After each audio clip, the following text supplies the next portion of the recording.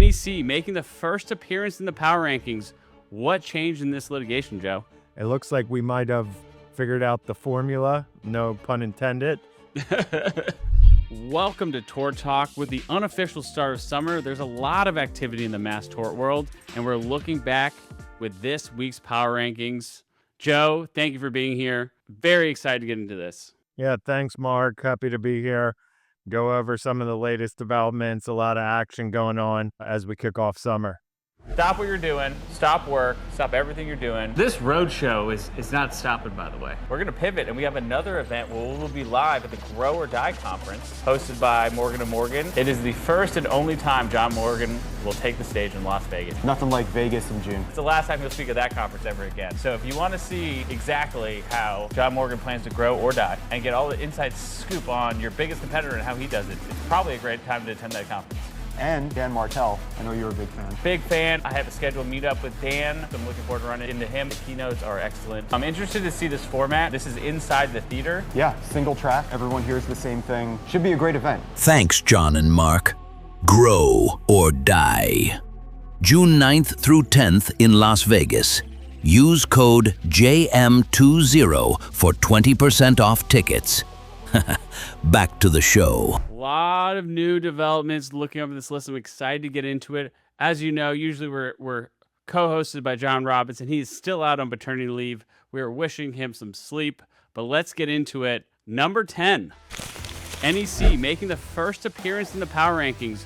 What changed in this litigation, Joe? Really, what changed in this litigation is in the MDL, we were able to survive a motion to dismiss and get a case to trial. So we've had some pretty good verdicts out in state court, but there's about 800 cases pending in the MDL, and the previous 3 bellwether cases all got kicked out for various reasons. Earlier this year, we were able to beat back the defendant's attempt to get this most recent bellwether case kicked out, and we should have a trial later this summer and then another one on deck later this year. So it looks like we might have figured out the formula, no pun intended, to get these cases to trial. And that's a big development and a really positive development for these cases and these deserving plaintiffs. Yeah, that was exciting news for those verdicts. Excited to see this one continue to grow. We have seen NEC just continuously pop up over the past couple of years with like bright spots, whether it's a couple of mass torts made perfect to go and then this recent one. Yeah, it's been around for a while, but like I said, getting the cases to actual jury, most important thing. And I think we'll be able to do it in this one and the next couple cases as well. Awesome. All right, moving on to number 9. Bair Hugger, an under-the-radar mass tort approaching 9,000 filed cases. Why isn't there more excitement about this litigation, Joe? I know it made the top 10, but... Yeah, I think because it's been around for so long. So this is one of the pre-COVID litigations where originally the case was kicked out on Dahlberg. It got appealed up to the appellate division and the ruling got overturned, and then the experts were in. And then since then, it's really been a slugfest between a smaller number of firms than we usually see in MDLs. But with the volume there, about 9,000 total cases, starting to get some of the bellwether cases worked up. There's some pressure points coming as well in state court. The plaintiffs haven't won any trials yet, but I think we're going to crack that formula here soon. And I think there's more cases out there for people to get involved. So I think this is one that more firms should definitely be looking into. Gotcha. Excited to see that once again, like you said, this has been around for a long time, and 9,000 cases is not a small amount of cases either. Oh, no, that's a big number, probably in the top third of these cases we're going to be talking about today. So there's cases out there. We got the foundation there. I think some people should give it a look for sure. All right, moving into number 8, video game addiction. Our first of the 4 tech litigations on this rankings. Without an MDL formed, can these cases survive, and does it deserve a spot as number 8 on the power rankings, Joe? Yeah, I think so. I put it that high. We have it there this week because of all the success we've seen really in social media addiction litigation. We'll talk about that later, but we don't have an MDL. That certainly got denied. That hurts the momentum for sure. But we do have a consolidated action going on out in California in the JCCP, which is the parallel litigation we often see these cases. So it's taking a little bit more time. We don't really have that multi-prong attack that we like to see to get the pressure. But I think there's a lot of cases out there. There's some really good firms that are now starting to get involved. So as this litigation grows throughout the year, I think we'll be hearing more and more about it. And I could see it crack in the top 5 by the end of the year. Yeah, I know this one got has gotten a bunch of attention, and this could be if it got consolidated, like the largest possible amount of filings are cases we've seen in a while. So I'm definitely interested to see where this one goes. Yeah, definitely one to keep an eye out on. A lot of people that need help. And like you said, if there was an MDL, it would be in the top 3 for sure. All right, moving on to number 7 in the power rankings, Roblox, a slow-growing MDL with only 160 cases. Will these cases be forced into arbitration? And honestly, Joe, above that, 160 cases seems so low for the amount of attention that this case has got. Yeah, it's definitely a slow-moving mass tort, like you said. A lot of excitement about these cases when it first came out.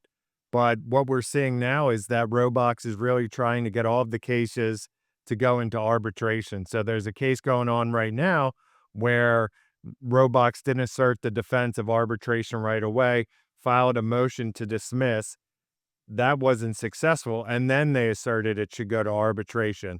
That's up on appeal. The court doesn't seem to like that procedural history, but Roblox might have a good argument that make these cases go into arbitration. What I think is going to happen is different states are going to apply different laws as to whether or not a minor could agree to arbitration, whether a parent could consent and bind the minor to arbitration, things of that nature.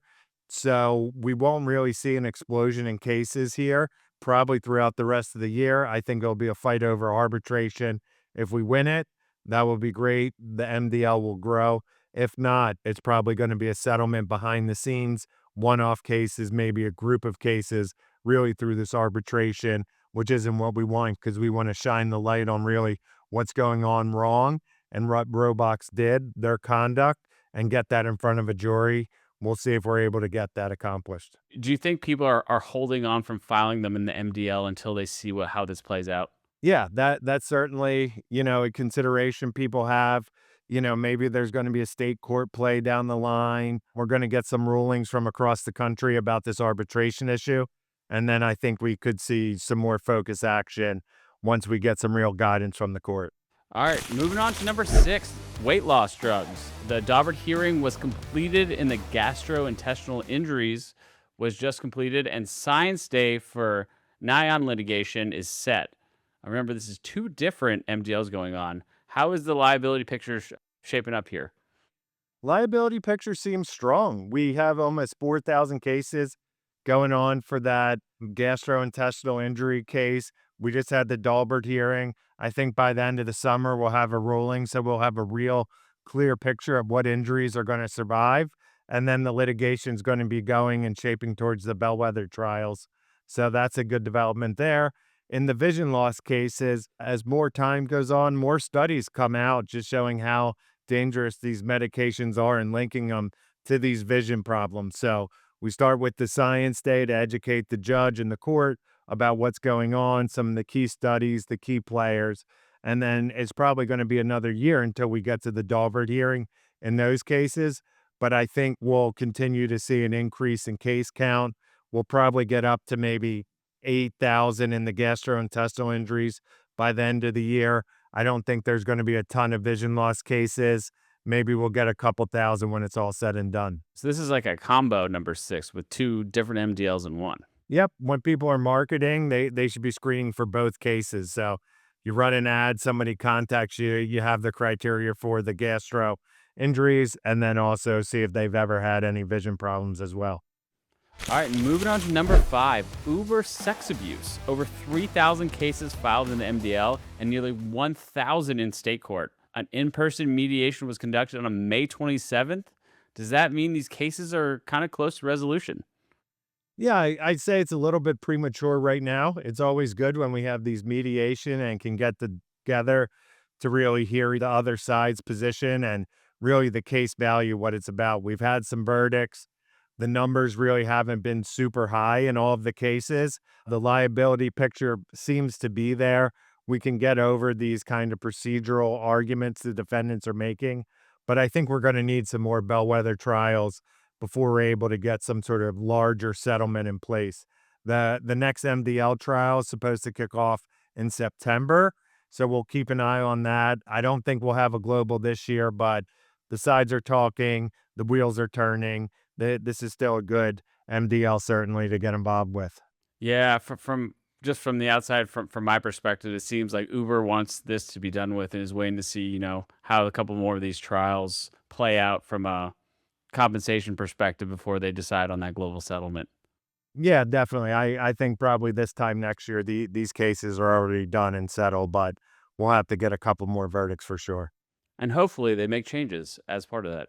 Yes, that would be great as well. All right, moving on to number 4, the legacy of all legacy mass torts, talcum powder. A surprising riser in the rankings, all the way up to number 4. It's never been higher than 4 before, and usually it's kind of seems like the mass tort that'll never end. What gives, Joe? Yeah, I think we have some momentum really building. We have this multi-front attack going on in these cases. Right now, we have a bellwether going on in California State Court. We should be getting a verdict soon in the next few days, expecting a good number there. We've had a number of other trials in Georgia where we lost. There was a defense verdict. The appellate division just came down and spoke, and they said actually there should be another trial. In Philadelphia, there was a defense verdict on appeal. The court said the jury instruction was proper, so there won't be another trial there. In addition to all of that, we had some mediations ongoing recently. Again, face-to-face mediations, hopefully build some momentum. The J&J Beasley Allen argument kind of resolved at this point, so everybody's really focusing on the plaintiffs and the cases and pushing them forward. So I'm thinking we're going to have some momentum. We always had this so low in the rankings just because it's been around for so long, but we've seen a pretty good uptick in filings. So I wouldn't be surprised if we have some sort of resolution before the end of this year. I hope to see it in my lifetime, and I hope this is a positive trend towards that. Yeah, certainly. It's been a while. All right, moving on to number 3, Depo-Provera cracking the top 3. The rocket docket, as we call it, is moving full speed ahead to the Dauber hearing at the end of June. Can anything stop these cases from a December trial date? I don't think so. I think Judge Rogers should get some sort of award for pushing these cases so quickly. We'll be in an MDL with thousands of cases and a bellwether trial in under 2 years. If we could copy that schedule and all of the mass torts going forward, it would just change everything, right? The pressure would be there, the efficiency, the resolution. So we have this important Daubert hearing coming up. Seems like a slam dunk in our favor. They updated the warning label, so I'm not really sure what else they're going to argue. It seems pretty clear on the liability picture. We've seen more than a 50% increase in filings over the last 2 months. We're up about 4,000 cases. I think we could end up with 6,000 or 8,000 cases by that first trial scheduled for December 7th. I think that date's holding unless there's going to be a settlement. So everybody's really excited about the pace of this litigation and the liability picture. Very, very positive news to hear that. Love to hear that. I hope this is the model that is followed moving forward. And that is not a small amount of cases you're predicting it ends with that when all is said and done. Yeah, that's a pretty sizable docket, especially in this 2-year window. There'd be a ton more cases, but the product ID is a little difficult. Some of these cases going back 10, 20 years. Joe, are you proposing we start a new award for Tort Talk Judge of the Year? I don't know if I could be involved in that, but if you'd like to, you're free to, yes. All right, I'll take that was it Judge Roberts as your first nominee? Judge Rogers and Judge Roberts in Philadelphia, he's also excellent as well. You heard that, 2 nominees, Rogers and Roberts. We'll see how it goes into the year. Randy, please check legally if we will get in trouble. Hair relaxer, moving up to number 2. Honestly, holding strong at number 2. It's been the darling of power rankings for a while now. Nearly 12,000 cases filed. What are the recent developments here keeping it at number 2? Yeah, the docket keeps growing. We're seeing a steady flow of cases.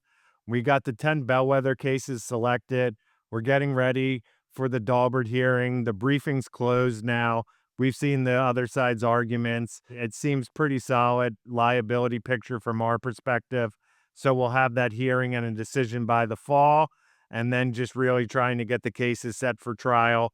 It's not going to be a trial date until 2027. So I think this case does make it another 9 months or so until there's some sort of resolution. But things are looking good. If you guys have cases, get them on file. Time's running out, but we'll probably end up with 13 to 15,000 total cases in this MDL, a well-run MDL with very deserving clients. I'm not going to say you've heard it here first, but we will repeat it that hair relaxer is hot and you should get in before end of 2027 or end of 2026. Yes, correct. Honorable mentions really quick before we get into number one. Under the wait and see, we got Tylenol. While we wait on the Second Circuit appeal decision, are you hearing any optimism about this case to kind of give it new legs? I actually am. People are feeling rather confident about this appeal, right? If you remember, the Dahlberg decision came down, excluded our experts. We appealed it up, said the judge went too far outside of that gatekeeper role. Oral arguments seemed to suggest some of the panel was on our side. So people are giving this a higher percentage than we usually see on appeal. So I'm feeling good, and if this case opens back up, it could be one of the biggest mass torts in history. So everybody stay tuned. I think we'll have a decision by the end of the year. Interesting to see what that verdict is or decision is, because it has huge implications. Like you said, from a volume perspective, there's a lot of cases that are already signed or waiting to be signed, depending on this goes. Yeah, that could be a huge one. Under one to watch, all the Olympus scope cases, the excitement died down a bit, but I am still hearing a good bit of rumblings. Do you think we see an MDL before the end of 2026? I do, right? This was the belle of the ball out at Mass Tort a couple months ago. Kelsey Stokes was very much the face of this litigation, and the Lanier Law Firm at Mass Torts Made Perfect. Yeah, and so I still think there's excitement. It dies down a little bit when we don't have that petition in the JPML. So we just had the last JPML at the end of May. We'll see if the next hearing we have the petition for consolidation. At this point, it seems unlikely to be on the docket, just on the timing. So we're looking at really kind of the fourth quarter for this to be formed. And then, like everybody knows, we need that initial 6 months to get the litigation up and running. So stay tuned. We'll have an MDL. People feel good. It's just the momentum slowed down a little bit. Yeah, not on this Power Ranks, but hopefully on a future one, maybe later part of the year. Yeah, for sure. All right, drum roll, please. Number one on the Power Rankings, social media addiction. The momentum continues to build after the first school district bellwether trial settled for $27 million. How much longer do people have to get involved in this litigation? I think that this is going to remain number one through the end of the year. This, knocked Roundoff off the rankings, which we had at the top spot for a long time. I think there's still time in this litigation, but the main takeaway from that school district settlement was that was a defense pick. That was a defense bellwether pick, their first pick, $27 million settlement. So we've had the individual case, we've had the school district, we've had the AG litigations. The pressure is huge. So this litigation is definitely going to be a winner. We're trying to bring about change, hold these big companies accountable. So it will stay there. I'm not saying the window's closing yet, but we'll let everybody know when that happens. Still time to get involved. So go out, help some people, help these kids, and let's hold these tech companies accountable. Deserving spot on number one. I think this is the multi-pronged approach working perfectly that you always talked about. Yeah, this is exactly what we like to say. We have state court, we have the MDL, we have the AG, we have the school districts. Not much more you could really ask for. So it was set up beautifully. Good work by the attorneys, and that's what's going to lead to a resolution. Awesome. A very exciting and new Mass Tort Power Rankings, Joe. Thank you for all the updates. Thank you for all the audience that listened in. Make sure you like and subscribe to these episodes so you don't miss them. And Joe, I just want to give you some feedback from our listeners. I heard from multiple people who listen very intently to your Power Rankings and make many of their mass tort case acquisition strategies based on your recommendations. So thank you, Joe, the Oracle, Fantini, for all your help to our fans. Thanks for having me. Looking forward to talking next week. Awesome. Thank you. See you next week.